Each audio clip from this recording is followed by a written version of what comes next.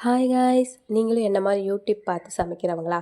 அப்போ இந்த வீடியோ உங்களுக்கு தான். வாங்க கார முட்டை ஆம்லேட் எப்படி செய்கிறதுன்னு பார்ப்போமா?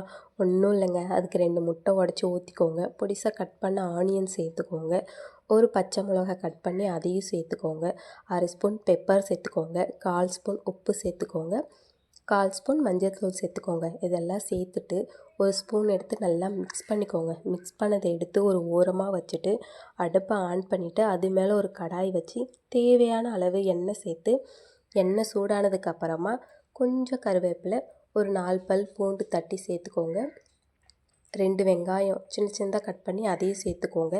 சேர்த்துட்டு இதுக்கு தேவையான அளவு உப்பு, 1/4 ஸ்பூன் மஞ்சள் தூள், 1 spoon சில்லித்தூள், 1/2 spoon garam masala, 1/2 spoon மல்லித்தூள் இதையும் சேர்த்துட்டு பச்சை வாசனை போகிற அளவுக்கு நல்லா மிக்ஸ் பண்ணிக்கோங்க. மிக்ஸ் பண்ணதுக்கப்புறமா ஆம்லேட்டுக்கு ரெடி பண்ணி வச்சுருக்கோம்ல, அதை எடுத்து எல்லா பக்கமும் படுற மாதிரி ஸ்ப்ரெட் பண்ணிக்கோங்க. அப்புறம் ஒரு மூடி எடுத்து க்ளோஸ் பண்ணிவிட்டு 1 மினிட் லோ ஃப்ளேம்லேயே வேக விட்டுட்டு அது திருப்பி போட்டு 1/2 மினிட் குக் ஆனதுக்கப்புறமா சூடான சாதத்தில் எடுத்து போட்டு சாப்பிட்டு பாருங்கள். நல்லா இருந்துச்சு, நானும் ட்ரை பண்ணேன். உண்மையாக நல்லா இருந்துச்சு. நீங்களும் ட்ரை பண்ணிட்டு எப்படி இருந்துச்சுன்னு கமெண்ட் பண்ணுங்கள்.